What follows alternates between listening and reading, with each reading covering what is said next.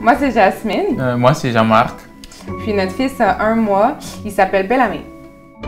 Moi, je me disais que je voulais allaiter. En fait, pour moi, c'était complètement naturel de penser à l'allaitement. Pour moi, c'était clair que si elle allaitait, ça allait être meilleur pour le bébé. Puis c'est ce que moi aussi je voulais.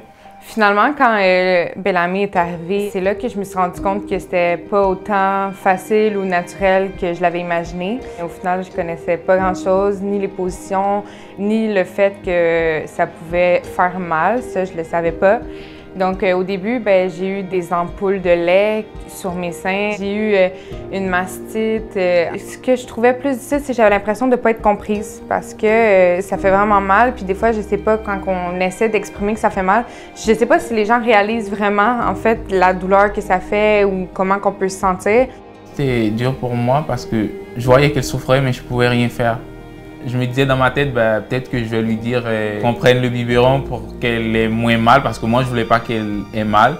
Mais finalement, on en a discuté, puis elle a dit, on va persévérer. Je m'étais inscrite à l'organisme L'Envol. Mais aussi, on m'avait parlé du programme Holo, donc j'ai téléphoné pour savoir si je pouvais en faire partie. Puis ils m'ont proposé d'avoir une marraine d'allaitement puisque je voulais allaiter. Donc j'ai accepté, puis c'est la marraine qui m'a contactée. Bellamé. Mon bébé. Je pense que c'est important que les femmes sachent que, en fait, l'allaitement, c'est un combat au début, oui, mais que c'est quelque chose de beau qui peut facilement, en fait, être gagné comme combat. Moi, mon fils, il y a 1 mois maintenant, je suis en train de gagner mon combat, puis c'est rendu agréable d'allaiter. Fait que je veux vraiment vous encourager à vous dire que, oui, ça peut être difficile, mais essayez de vous entourer, de vraiment faire en sorte que vous ayez du support. Aussi, votre conjoint peut vous aider grandement. Moi, s'il n'avait pas été là pour m'encourager, pour me dire « Non, mais regarde, t'es capable, abandonne pas, on va y arriver », peut-être que ça a été plus difficile. Puis sinon, c'est sûr qu'il y a d'autres alternatives. Puis vous sentez-vous jamais coupable d'avoir vos propres limites. Écoutez-vous.